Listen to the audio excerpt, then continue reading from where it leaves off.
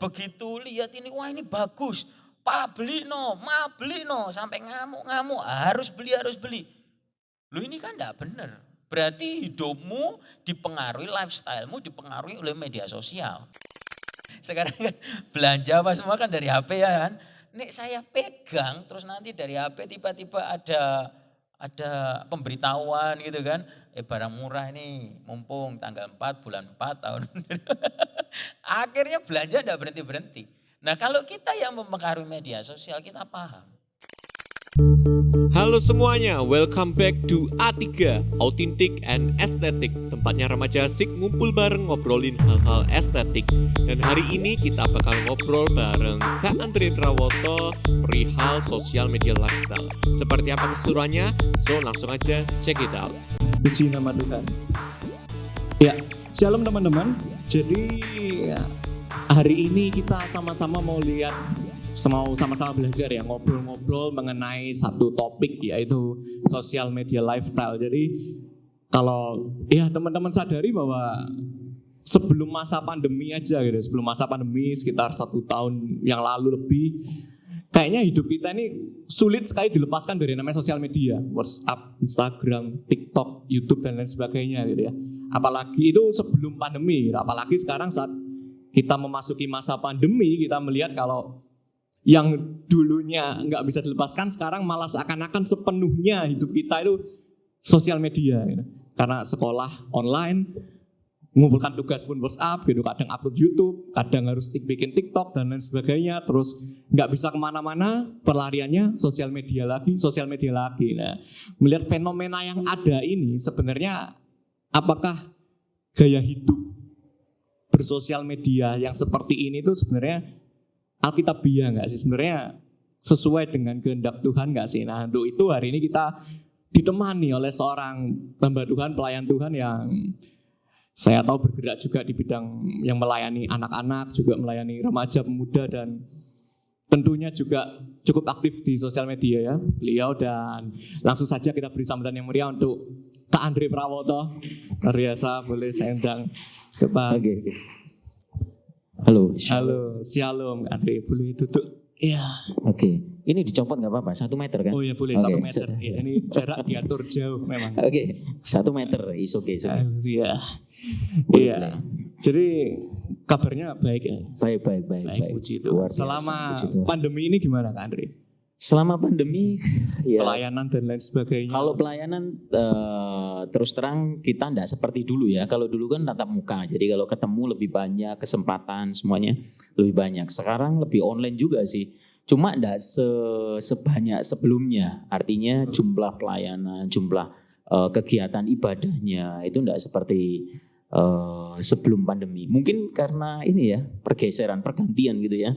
Dari enggak yang pertamanya tatap muka, kemudian online, kemudian harus peralatan apa semuanya, terutama persiapan sih. Persiapan harus prepare. Nah itu kegiatannya seperti itu. Jadi setelah pandemi justru lebih banyak ya untuk? Setelah pandemi masih tidak sebanyak sebelumnya. Oh, tidak sebanyak sebelumnya, tapi masih ada gitu ya? Masih ada. Oke. Okay. Bahkan kita membuat akhirnya mau tidak mau, iya, kita membuat sesuatu yang berdasarkan kondisi.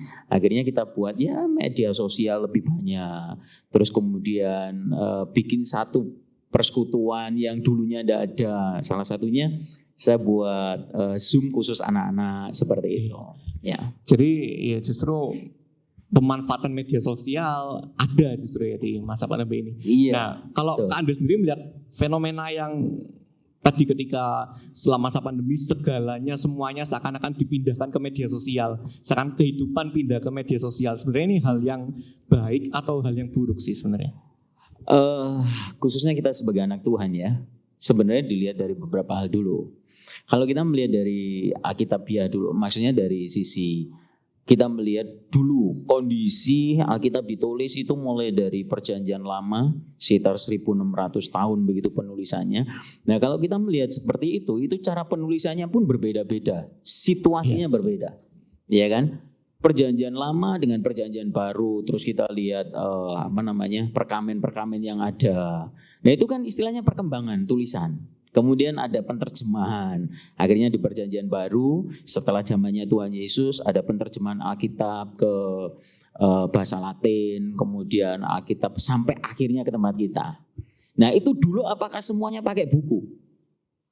Nah kita lihat dari perkembangan ini dulu sejarahnya kan. Nah itu dulu nggak ada buku, gitu kan. Terus kemudian sampai ke buku. Nah artinya kekristenan itu tidak bahasa Jawa nih atau orang Surabaya nih, orang Surabaya kan gitu kan. Gak katrok gitu loh. Artinya kita mengikuti zaman. Kita mengikuti zaman dan saya kira no problem. Kalau memang zamannya seperti ini kenapa enggak? Ada beberapa orang yang memang yang agak sedikit mempunyai pendapat yang berkata kita harus tetap seperti ini, kita harus tetap seperti ini. Gitu kan? Tapi kekristenan tidak melulu kita hidup sesuai zamannya dulu, enggak. Kita berkembang.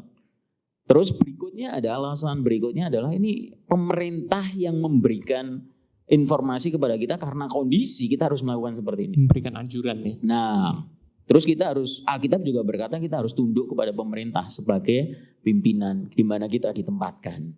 Nah, saya kira enggak masalah seperti itu, enggak masalah. Cuma yang jadi pertanyaan keselanjutannya, media sosialnya itu pelaksananya benar atau enggak? Nah, itu pertanyaan. Iya.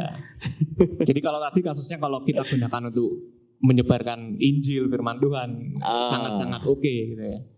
Nah, itu. Jadi apakah yang jadi pertanyaan berikutnya, apa yang kita lakukan dengan media sosial itu kan akhirnya gitu kan. Betul. Apa yang harus kita lakukan dengan media sosial yang ada yang saat ini sudah kita terima. Jujur, saya dulu dengan media sosial sempat saya ngomong seperti ini sempat nih. Ini mungkin orang nggak ada yang tahu kan.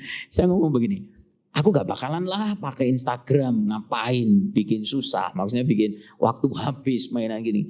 Tapi begitu perkembangan zaman, kita melihat itu dibutuhkan. Gitu kan? Di saat dulu kita menolak, saya kira ini alat untuk kita pakai. Kita pakai untuk yang berguna kan seperti itu. Yang berguna seperti itu. Jadi oke, akhirnya saya ngambil keputusan. Dulu saya pernah pakai media sosial. Dulu kan ada Friendster atau apa ya? Friendster ya. Apa kuno sekali gitu kan? Masih zaman kuno sekali. Saya sebentar tok sih waktu itu sebentar tok. Cuma akhirnya kan ada Facebook juga. Saya dulu sempat aktif di Facebook dulu sekali sebelum tahun 2010 itu aktif sekali sampai akhirnya saya close karena ada sedikit biasa anak muda kan semangat begitu akhirnya banyak orang-orang yang tidak berkepentingan itu mengganggu di sana akhirnya saya close. Sekarang saya malah punya banyak gitu kan. Facebook saya ada gitu kan, Instagram ada. Nah, terus kemudian apa yang harus kita lakukan? Itu kan yang penting. Isinya itu tentang apa? Coba kita kembali lagi ke ini mumpung event Pentakosta ya kemarin kan, ya kan Pentakosta. Saya ingin nanya teman-teman ini di rumah, saya belum nyapa ya. Hai gitu kan. Ngobrol terus dari tadi gitu kan. Hai, sehat semuanya ya, sehat ya. Nah, dengan keadaan Pentakosta ini kita mengingat kembali arti Pentakosta itu apa? Kan gitu. Itu Roh Kudus dicurahkan kepada murid-murid. Jadi saya sudah siapkan sih. Kebanyakan kita hafal satu ayat ini sih. Kita lihat dulu di Korintus 1 ayat 8. Mungkin kita sering dengar ayat ini ya.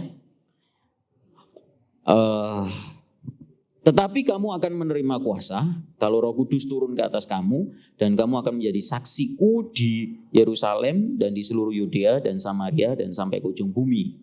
Ya kan? Terus ada satu ayat lagi, ayat ini situasinya atau kondisinya sama sih sebelum Tuhan Yesus naik ke surga juga disampaikan. Karena itu Matius 28, 19, 20. Karena itu pergilah, jadikanlah semua bangsa muridku dan baptislah mereka dalam nama Bapa dan Anak dan Roh Kudus dan ajarlah mereka melakukan segala sesuatu yang telah kuperintahkan kepadamu dan ketahuilah aku menyertai kamu senantiasa sampai kepada akhir zaman. Dari dua ayat ini kita paham bahwa melalui Pentakosta itu Tuhan memberikan kuasa kepada murid-murid. Tuhan memberikan tugas sebelum naik ke surga. Dia juga memberikan tugas untuk kita menjadi saksi. Nah, terus kemudian Roh Kudus dicurahkan, kita harus jadi saksi. Nah, tujuannya tuh dicurahkan Roh Kudus untuk menjadi saksi, itu dulu yang harus dipahami. Banyak orang berpikir Roh Kudus dicurahkan ke kita supaya kita dapat karunia Roh Kudus. Saya kira itu bukan tujuan. Tujuannya adalah menjadi saksi. Di saat kita menjadi saksi diberi atau dilengkapi dengan karunia, kan begitu. Nah, menjadi saksi ini kalau di zamannya Tuhan Yesus waktu itu kan di sekitarnya begitu kan, mereka mungkin jalan, mungkin pakai onta, pakai apa. Nah, peralatannya yang dipakai kan itu. Nah, pertanyaannya zaman sekarang kita jadi saksi peralatannya apa? Itu kan. Nah, kalau kita mikir peralatan kita masih pakai zamannya Tuhan Yesus kayak keledai dan sebagainya, wes gak waktunya gitu kan. This is not ini bukan waktunya atau zamannya gitu kan. Nah, zaman kita, apakah engkau sadar bahwa kita ini jadi saksi loh? Harus jadi saksi. Saksi itu melalui perkataan dan tingkah laku kan begitu kan. Nah, melalui media sosial inilah kita jadi saksi. Dulu saya pelayanan sampai ke pedalaman. Dulu, kan itu kan. Dulu sampai ke pedalaman setahun sekali dengan tim itu saya pelayanan ke pedalaman. Sekarang enggak boleh. Karena kondisi ini. Nah, terus apa yang harus kita lakukan? Kita maksimalkan jadi saksi melalui apa? Media sosial. Terutama remaja nih. Melalui TikTok, melalui apa, ada apa dikit langsung sebar. Gitu kan? Nah, melalui media sosial inilah kita harus jadi saksi. Anda punya berapa? Kadang orang itu tujuannya punya media sosial itu untuk apa dulu? Apakah benar bahwa kalau engkau anak Tuhan, engkau jadi saksi melalui media sosial atau just fun dengan media sosial? Bahkan isinya malah di luar dari tujuannya anak Tuhan. Nah, itu yang jadi problem akhirnya. Nah, itu yang jadi masalah. Jadi dari tadi kita belajar bahwa tidak salah dengan media sosial, malah itu merupakan alat atau sarana untuk kita jadi saksi. Oke. Itu. Tadi yang Kak Andre sempat bilang ketika kita bisa dapat sesuatu kita sebar, maka sekarang menjadi cepat tersebar gitu. Tapi nggak bisa kita pungkiri bahwa saking luasnya informasi yang bisa tersebar, maka informasi-informasi kadang juga perlu tersaring. Kadang bisa jadi misalnya ada ayat atau apapun, tapi ternyata isinya kurang tepat, nggak seperti Alkitab. Nah, mungkin hal-hal apa, hoax atau semacamnya yang mungkin bisa kita lakukan gitu untuk mencegah. Ini saya ingat dengan kemarin nih barusan yang kejadian ini kan, lagi rame tuh yang di TikTok ada pastor yang bilang surga ada berapa kamar. Oh iya. Nah, ini sekalian kita belajar untuk sedikit jadi anak Kristen bukan menerima semua hal. Kita harus berpikir benar nggak ini dengan firman Tuhan? Benar nggak ini dengan kebenaran yang ada? Jadi itu rame itu dibicarakan. Terus beberapa orang tanya benar tak ini benar tak? Nah makanya media sosial yang dipakai kita kan kadang follower kan gitu kan, kita memfollow siapa gitu kan, terus kita cari follower banyak, kita like banyak kan begitu kan, kita cari yang like kita banyak, itu tujuannya. Sekarang yang jadi pertanyaan sebelum saya jawab itu tadi, sebagai anak Tuhan, orang Kristen, hendaknya isinya apa sih media sosial itu? Kan begitu dulu. Apanya sekedar sebelum makan difoto, cerek terus dikasih apa itu? Dikasih sebelum sedikit. Makan mestinya berdoa, foto dulu ya. Difoto. Akhirnya difoto dulu, doanya lali kan gitu kan. Iya, betul. Difoto, diupload terus habis itu, bro, gua ke ini restoran yang terkenal ini, bro. Sis, gimana ini? Gimana menurut kalian? Akhirnya jadi pamer kan begitu. Apakah isi media sosial seperti itu anak Tuhan? Terus kemudian sama pasangannya gandengan, ini remaja-remaja ini saiki yo melalui media sosial pasangannya, terus kemudian diupload di ini, waduh pamer semua. Apakah itu isi media sosial kita? Itu pertanyaannya. Apa sih seharusnya isi media sosial kita? Saya ada satu ayat tadi sudah saya siapkan juga, mungkin sering kita dengar juga. Filipi 4 ayat 8-9 ya. Sebenarnya banyak sih, cuma saya ambil ini karena ini himbauan terakhir dari Rasul Paulus kepada jemaat di Filipi. Ya kan? Nah, Filipi 4 ayat 8 dan 9. Jadi akhirnya, jadi kan ini kesimpulan nih. Jadi akhirnya saudara-saudara, semua yang benar Nah, yang benar, semua yang mulia, semua yang adil, semua yang suci, semua yang manis, semua yang sedap didengar, semua yang disebut kebajikan dan patut dipuji, pikirkanlah semua itu. Jadi semua yang benar, hal kebenaran itu dipikirkan.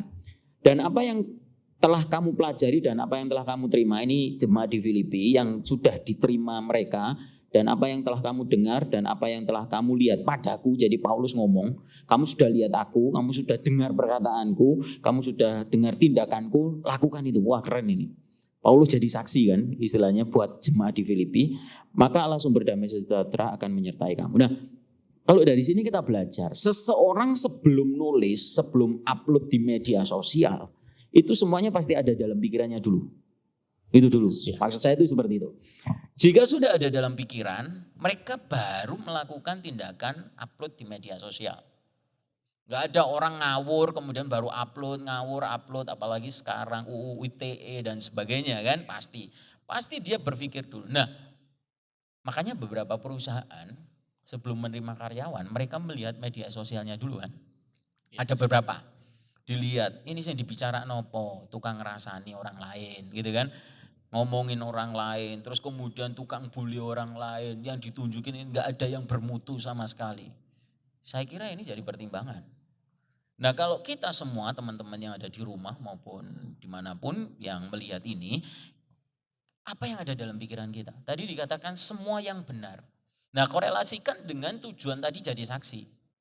Jadi media sosial tuh isinya nggak salah saudara, misalnya sesekali foto makanan, punya saya juga ada gitu kan, pelayanan di mana juga ada. Cuma isinya selain itu apakah cuma itu?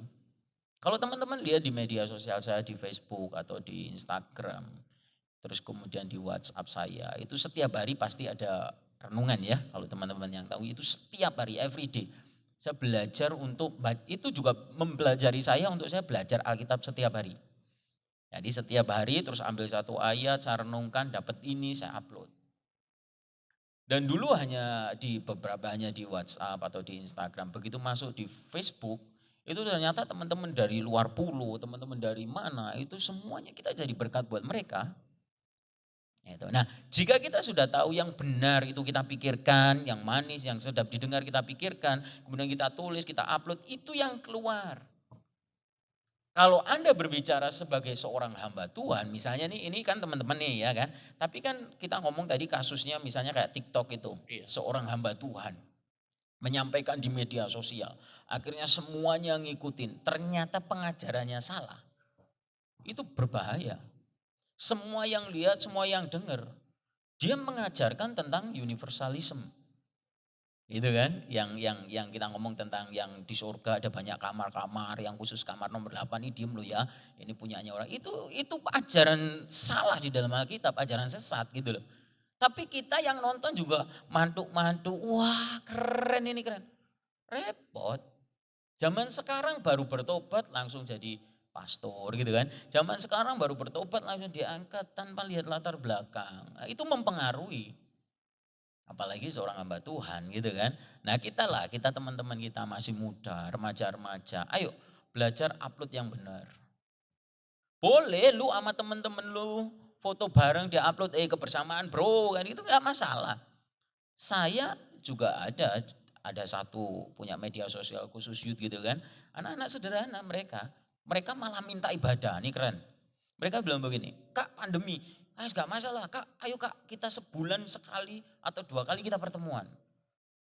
Kalau teman-teman tahu mungkin orang berpikir ini anak sederhana, anak biasa, anak menengah ke bawah. Ya mungkin orang berpikir gak duwe kuota atau apa gitu kan. Tapi mereka ngajak loh, itu dalam hati saya, maaf ya bahasanya begini, arek kok ngene gelem, semangat saya. Akhirnya kita buka, Instagram, kalian yang upload ya. Ini oke Kak. Nah, gitu. Jadi apa gitu loh. Saya seringkali juga ngomong kan, kalau isinya enggak benar. Ini yang sering kali terjadi. Misalnya di WhatsApp. Isinya enggak benar tapi kemudian di-share gitu kan. Di-share kemana-mana. Iya, di-share kemana-mana. Itu saya paling sering. Kalau itu enggak benar, saya itu pasti bisa dijamin. Saya pasti ngomong sama yang nge-share. Ini salah loh, hoax loh ini. Ya ini hoax. Tapi cilakanya yang nyebar itu, oh ya Kak makasih. Tapi dia sudah terlanjur nyebar yang lain itu loh. Dan pertanyaannya yang lain yang terima itu disebar no mana gitu loh.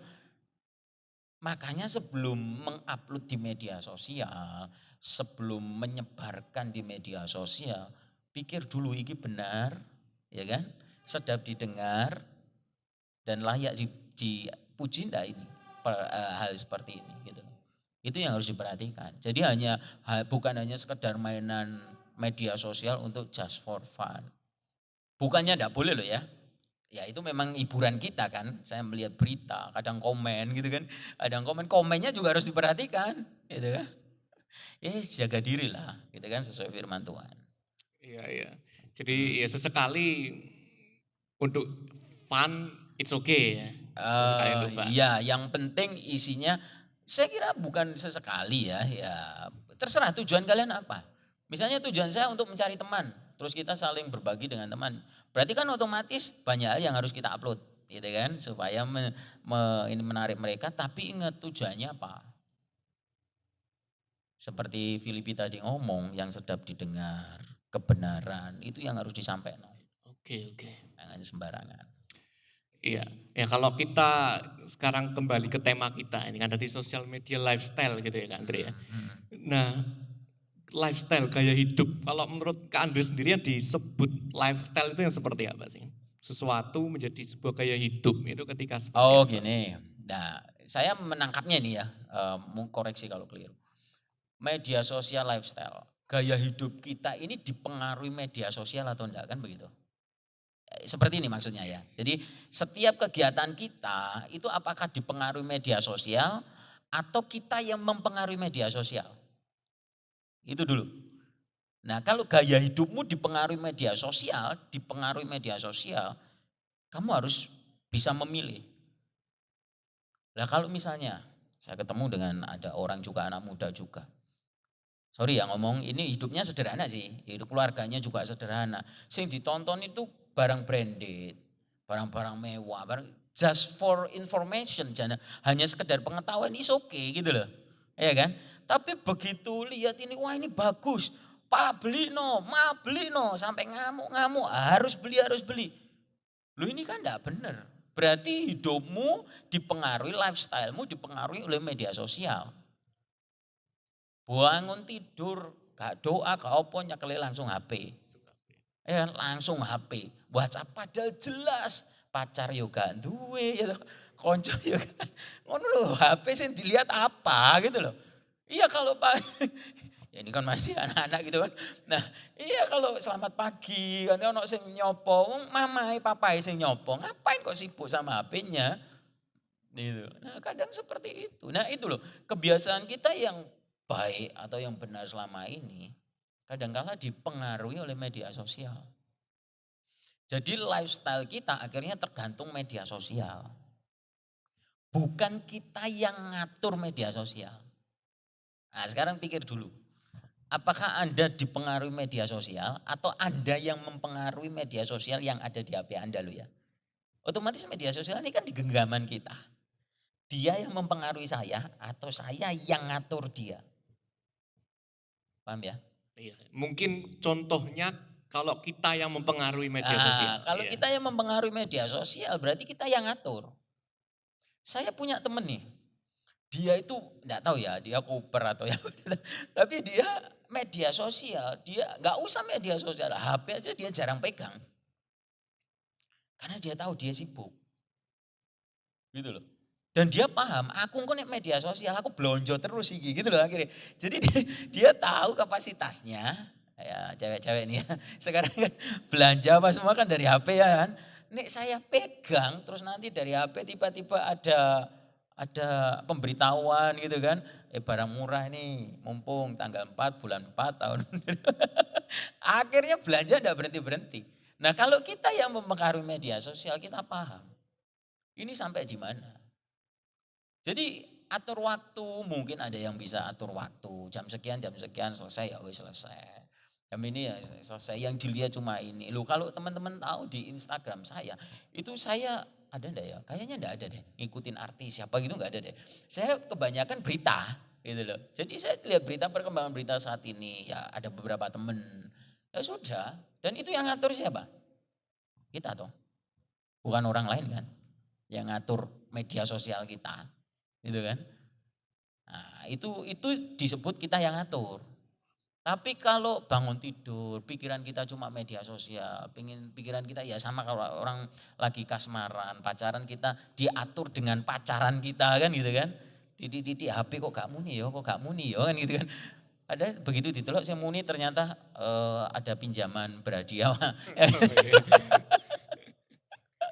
Ya, jadi bagaimana kita memahami, kita mau mengatur lifestyle kita itu diatur oleh media sosial atau media sosial itu yang kita atur gitu loh. Sehingga lifestyle kita tidak dipengaruhi oleh media sosial. Wis teman-teman bisa pilih sendiri yang mana yang menjadi keputusan. Karena ada banyak pengaruhnya sih. Memang sangat berpengaruh media sosial. Apalagi kalau tidak benar. Makanya saya saran teman-teman media sosial perhatikan itu benar atau enggak. Itu dulu. Oke. Iya. Oke, sebelum kita lanjutkan lebih dalam lagi. Nah, ini Iya. saya mau beri kesempatan buat teman-teman semuanya ya, baik yang di sini, di sana, dimanapun gitu. Kalau ada yang ingin ditanyakan tiba-tiba dari perbincangan tadi terus muncul pertanyaan, boleh diketikkan di kolom chat, nanti bisa dibantu oleh operator ya. Atau yang di sini punya pertanyaan boleh langsung angkat tangan ya, gitu ya. Oke. Pasti ini media sosialnya pasti banyak ini. Nah, Followernya pasti opa-opa kan gitu. Bukan ya, yang di follow gitu. Yang di follow ya. Yang di follow opa-opa yang nge-follow opa-opa yang lain. Iya. Sepertinya belum ada pertanyaan masuk ya. Dari sini ada pertanyaan? Belum ada? Oke, belum ada. Ya, kita lanjutkan Kak Andre. Jadi tadi kan dari sosial media lifestyle, bagaimana kita mempengaruhi sosial media seperti itu. Nah, kita nggak bisa pungkiri juga yang tadi sempat Kak Andre sebutkan tentang komentar-komentar yang begitu banyak juga kan. Ketika posting sesuatu ada komentar, ada yang positif, ada yang negatif. Kita sendiri sebagai orang Kristen ketika menemukan sesuatu yang negatif, what should we do? Apa yang sebaiknya kita lakukan? Apa kita abaikan atau kita ikut nimbrung atau seperti apa? Iya. Jadi kalau kita salah berkomentar nanti akan panjang ceritanya. Saya pernah berkomentar di salah satu hamba Tuhan terkenal dalam tanda kutip yang ini anak muda, di followers banyak anak muda. Karena bagi saya itu kurang pas gitu loh. Jadi saya komentar di bawahnya gitu kan. Komentar di bawahnya, waduh fansnya KB komentar gitu kan. Wah ini kan kakak harus tahu ini. Saya cuma hanya sekedar meluruskan. Memang ada beberapa yang membenarkan komentar saya begitu. Memang ini harus begini menurut konteksnya begini kan seperti itu. Saya enggak akan nanggepi lebih.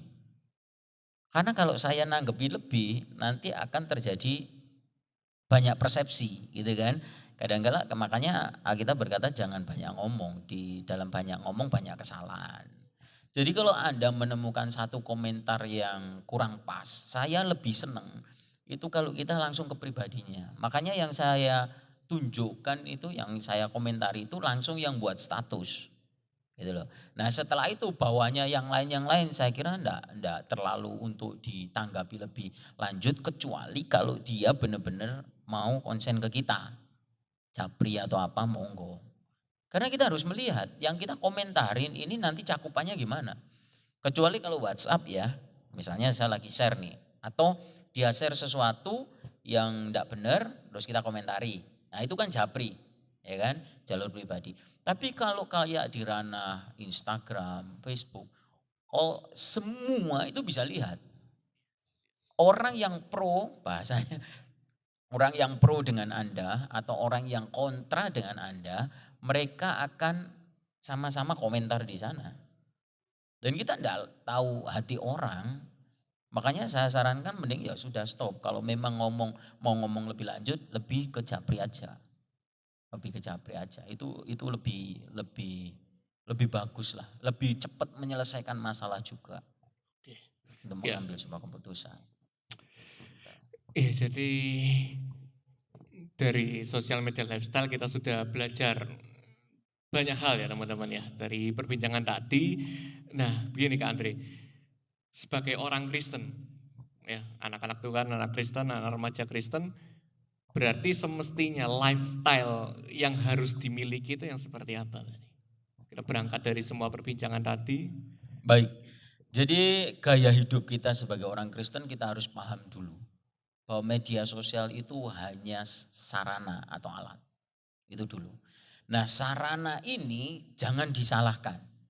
Kadang orang menyalahkan sarananya, tapi dia lupa tujuan orang itu apa. Yang salah, yang kurang tepat adalah tujuan orang itu dulu. Makanya kalau engkau jadi orang Kristen, berarti engkau tahu identitasmu, aku Kristen. Kamu anak Tuhan, orang benar. Media sosial sarana. Saranamu untuk apa? Kalau engkau orang benar, engkau orang Kristen, berarti tujuanmu juga benar, kan begitu. Nah, sarananya dipakai dengan benar. Jangan tidak dipakai dengan benar media sosial itu. Nah, kalau itu kamu lakukan setiap hari, gaya hidupmu, kamu akan mempengaruhi media sosial itu menjadi benar. Bukan kamu yang dipengaruhi media sosial. Gitu ya. Jadi kita yang ngatur media sosial itu untuk tujuan kemuliaan Tuhan sesuai dengan yang Tuhan tetapkan dalam hidup kita. Jadi dia hanya sarana, alat untuk menyaksikan bahwa Tuhan itu hebat di dalam hidup kita. Bukan kita yang diatur media sosial, akhirnya kita hidup sesuai media sosial jadi keseharian kita. Tetapkan dulu, percaya dulu dalam pikiranmu bahwa aku ini anak Tuhan, media sosial ini hanya sarana. Bukan dia yang mengubah hidup saya, tapi saya yang harus memakai sarana ini untuk menjadi kemuliaan nama Tuhan. Sudah, Anda akan berhati-hati, Anda akan berpikir dengan benar sebelum Anda upload ke media sosial. Itu sih.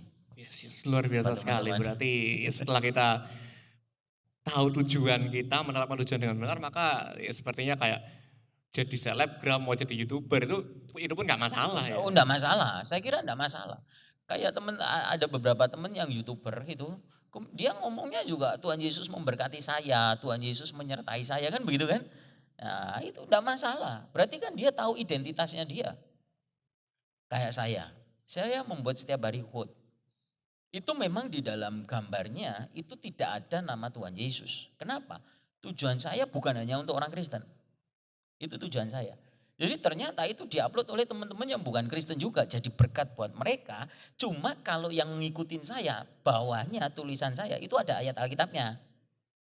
Itu loh. Jadi itu tujuannya untuk orang-orang Kristen untuk belajar tentang satu ayat, dua ayat, terus direnungkan. Nah itu. Tapi untuk gambarnya bisa diupload oleh siapa aja. Kadang ada orang yang tanya, kemarin sih ada orang yang tanya, loh kakak ini aliran sesat ya? Kok nggak pernah nyebut nama Yesus kayak gini-gini? Terus saya bilang, kalau kamu ngikutin saya dari awal sampai akhir, ini semua saya mulai dari maksudnya urut gitu loh, perjanjian lama, kitab ini, kitab ini. Dia nggak ngikutin, dia hanya ngikutin yang terakhir. Kalau dia lihat saya bacanya tuh urut. Belum sampai perjanjian baru, jadi kan belum ada nama Yesus toh kan gitu kan. Belum. Tapi kalau fotonya atau gambarnya yang ada tulisan itu memang untuk umum. Untuk umum. Jadi semua orang di luar Tuhan juga bisa pakai, bisa upload. Itu tujuan saya. Saya kan punya tujuan. Berarti kan setiap kali upload harus tujuannya ini. Nah, itu jadi nggak akan keluar dari kebenaran. Begitu, ya. Tetap di dalam koridor kebenaran gitu. Betul, ya Andrea. betul. Oke. Iya, sekarang di waktu yang ada saya ingin ini persilakan kepada penonton, pada jemaat ya, pada siapapun yang hadir mungkin ada yang ingin ditanyakan sampai di sini. Atau belum ada, atau sudah sangat jelas, saking jelasnya tadi semua yang diperbincangkan. Jadi atau hal apa yang menjadi pergumulan di sosial media.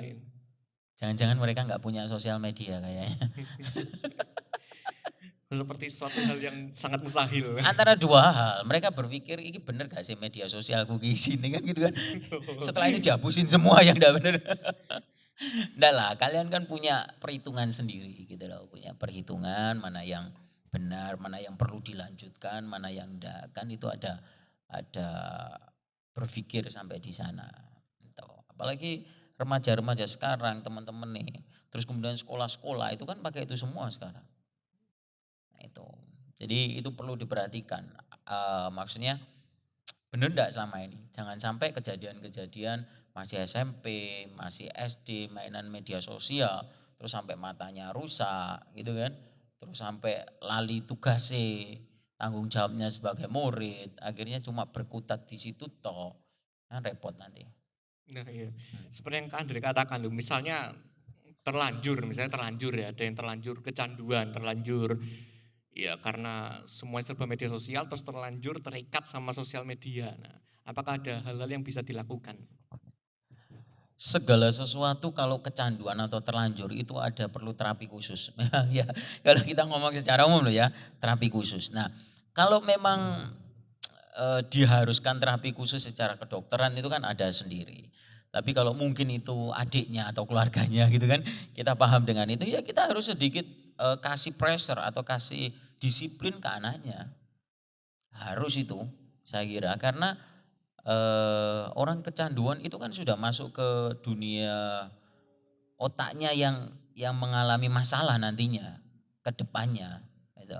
Jadi semuanya akan dilakukan di saat dia mau mendapatkan ini. Akhirnya saya ketemu dengan seorang teman. Ini akhirnya kan kita ke media sosial larinya kayak ke game ke apa itu kan akhirnya ada juga di media sosial kan milih game ini game itu.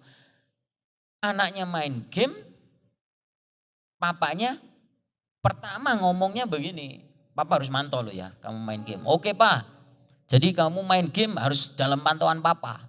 Itu gitu kan pertamanya. Ternyata teman-teman tahu enggak, papanya ikut main game, habis sekitar 20 juta kalau nggak salah. Dia cerita ke saya terus ngomong gini, waduh Andre lo kenapa pak? Iya, entek 20 juta gara-gara anakku loh, kok gara-gara anak? Iya karena saya ikut main game gitu kan. Nah kalau begini yang mantau ya kan parah akhirnya, kecanduan akhirnya dua-duanya kan begitu. Nah akhirnya papanya ngambil keputusan sudah hapus aplikasi gitu. Nah kalau saudara atau teman-teman ada temannya atau saudaranya yang punya seperti itu ya wis otoritas yang ada di sana kepala keluarga atau siapa itu harus bertanggung jawab. Ambil sebuah keputusan jangan sampai anaknya kecanduan ke sana. Tapi sekarang kadang-kala kan agak repot. Daripada susah ngurusin anak, anak kasih HP kan begitu kan. Iya, iya, Ngurusin betul. anak susah, anak kasih ini. Akhirnya nggak dilihat media sosialnya. Anak-anak umur SMP, kadang masih SD yang dibuka enggak benar, gitu kan. Dan itu orang tua enggak ngeliat, orang tua enggak mantau. Di rumah aman, di luar rumah. Atau bahkan di rumah sendiri pun, orang tua kan enggak tahu.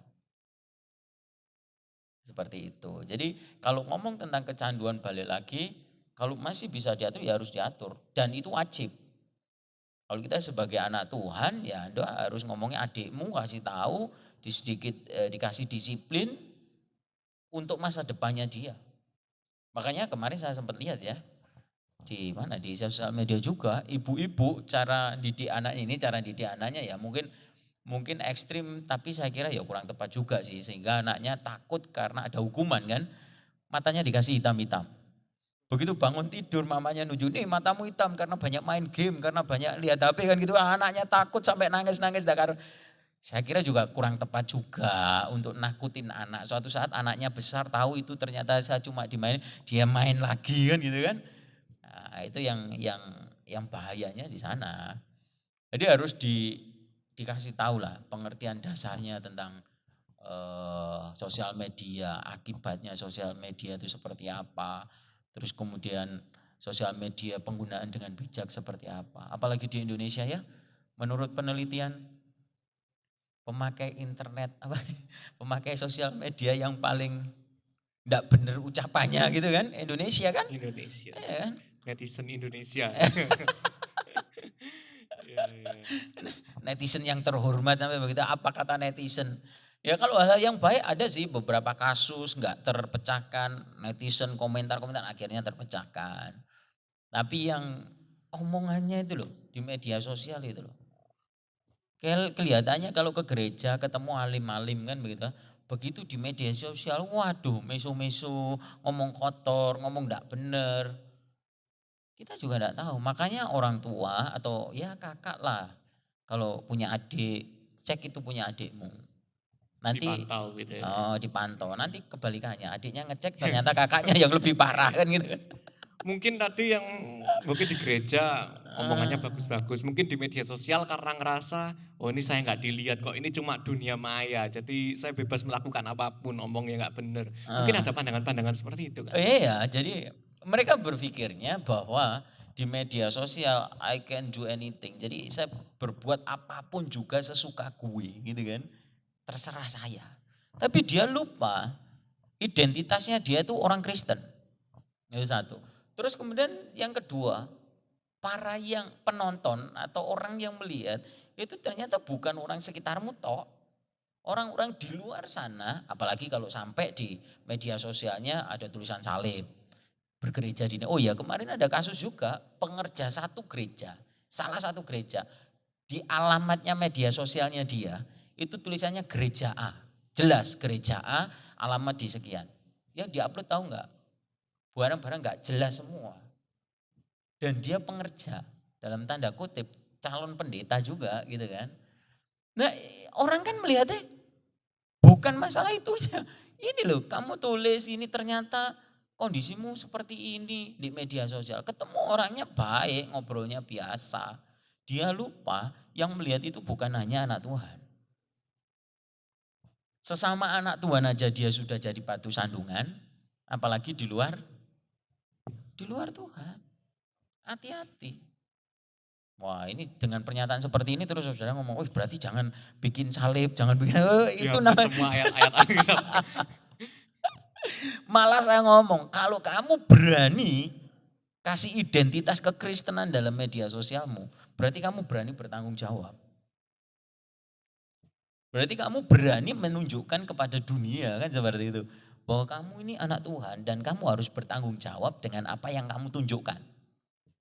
Ayo selama ini di rumah nih saya ngomong. Apakah di media sosialmu udah ada dalam tanda kutip tanda tentang kekristenannya bahwa kamu tuh Kristen? Bangga enggak kamu jadi orang Kristen? Itu loh, bangga enggak? Kalau kamu ditanya agamamu apa? Kristen. Berani enggak ngomong seperti itu? Kelihatan dari media, oh iya. Kalau dari situ berarti apapun yang Anda lakukan Anda harus berhati-hati dengan identitasmu. Ojo kemarin pas ibadah, wah ayat firman Tuhan diupload gitu kan. Besok wis ngamuk-ngamuk terus ngerasani orang lain. Jadi seminggu ngerasani orang lain, minggu ayat firman Tuhan. Terus minggu ngerasani ngomongnya enggak benar, nanti minggu ayat firman Tuhan. Minggu suci setiap minggu. Jadi bingung saya ini sebenarnya anak Tuhan atau sakar PDW, akhirnya kan begitu. Akhirnya dia media sosial bukan sesuatu yang jadi tujuan. Hanya sekedar untuk upload yang dia mau. Yang dia inginkan, yang dia pengen seperti ini ya seperti ini. Sudah. Buat apa? Mending nih saya ngomong foto-foto simpenan aja. Daripada kamu untuk pamer keluar. Iya kan? Simpen aja enggak apa-apa. Sesekali saya juga upload sih kalau saya pas ke luar kota atau ke luar negeri begitu. Sesekali tak upload, tapi enggak setiap pergi tak upload semuanya. Kasihan apa nih sih? Tempat penyimpanannya Instagram itu penuh dengan penuh dengan fotomu gitu. Iya. Enggak lah aja. Itu ya. Jadi seperti itu. Ya jadi hari ini aku yakin teman-teman pun bisa mengambil banyak pelajaran dari sisi manapun perbincangan hari ini. Yang penting gunakan media dengan satu tujuan yang benar untuk menjadi saksi dan dimulai dari pikiran yang benar, yang mulia, yang kudus, yang disucikan dan dikuduskan. Oke Kak Andri, sebelum kita mengakhiri perbincangan kita hari ini, mungkin ada pesan-pesan khusus yang mau Kak Andri sampaikan berkaitan dengan sosial media lifestyle kepada teman-teman semua yang menyaksikan. Oke, jangan pernah berhenti bermedia sosial. Nah, maksudnya begini. Media sosial itu sarana. Jadi di saat Anda mengetahui media sosial, mungkin nanti ke depan ada sarana yang lebih baik. Pakai sarana itu untuk kemuliaan nama Tuhan, ya kan? Pakai sarana itu untuk menunjukkan identitasmu yang sebenarnya. Sehingga orang tahu melalui sarana itu, media sosial lah, kehidupanmu, lifestyle kamu itu kelihatan dari sana. bahwa engkau benar-benar anak Tuhan, engkau jadi saksi. Bukan di luar itu. Ya, jadi boleh kalian main media sosial, boleh kalian main yang lain. Mungkin nanti ke depan ada yang lebih baru, itu zaman Anda. Anda nggak akan lepas dari itu. Tapi pertanyaannya, apakah engkau pakai itu dengan benar? Menunjukkan identitasmu sebagai anak Tuhan, lifestylemu sebagai anak Tuhan, itu kelihatan di media sosial. Bukan kamu yang dipengaruhi oleh media sosial. Ya. Jadi anak Tuhan, tunjukkan identitasmu di media sosial sehingga mereka yang melihat kamu menjadi saksi. Bukan sebaliknya. Nah, tahu sendiri kalau sebaliknya ya. Ya, puji nama Tuhan, luar biasa sekali ya. Terima kasih Kak Andre untuk waktu dan kesempatannya yang mau Sama-sama. berbincang hari ini terkait sosial media lifestyle. Dan ya buat teman-teman semuanya, mari terus berjuang di dalam Kristus. Terus menjadi saksi. Iya. Dimanapun dan bagaimanapun. Mungkin saya boleh minta tolong Kak Andre untuk memimpin kita dalam doa. Oke, kita berdoa ya. Jangan. Kami berterima kasih buat sore hari ini atau saat ini kami diberi kesempatan untuk mengerti bagaimana cara kami memakai media sosial. Sehingga di dalam kehidupan kami atau lifestyle kami dalam bermedia sosial itu benar-benar sesuai dengan kehendak Tuhan. Kami sudah belajar bahwa apa yang kami tulis, yang kami upload itu dimulai dari pikiran kami. Jika pikiran kami benar, maka yang kami sampaikan adalah kebenaran. Demikian juga Tuhan, anak-anak-Mu dimanapun mereka berada, yang saat ini mendengarkan, biarkanlah mereka tahu identitas mereka sebagai anak Tuhan. Sehingga di saat mereka mengupload atau bermain media sosial, orang-orang akan melihat identitas kami dan kami menjadi saksi. Sehingga media sosial menjadi sarana untuk memberitakan Tuhan, untuk memberitakan kasih setia Tuhan. Dan kami percaya setiap kami yang melakukan itu, hidup kami tambah benar dan semakin berkenan di hadapan Tuhan. Pakai setiap anak-anak remajamu, pakai setiap kami yang mendengarkan, sehingga kami menjadi berkat dimanapun kami berada. Terima kasih Tuhan, hidup kami tidak dipengaruhi media sosial, tetapi hidup kami sesuai dengan firman-Mu, sehingga media sosial sebagai sarana untuk menyatakan Tuhan. Di dalam nama Tuhan Yesus Kristus, kami percaya Roh Kudus sudah memimpin kami yang sungguh-sungguh. Di dalam nama Yesus kami berdoa. Amin. Amin. Puji nama Tuhan. Ya. Tos dulu. Oke. Oke. Tuhan berkati ya. Airnya Terima boleh dibawa? kasih. Iya. Terima kasih. Sama-sama.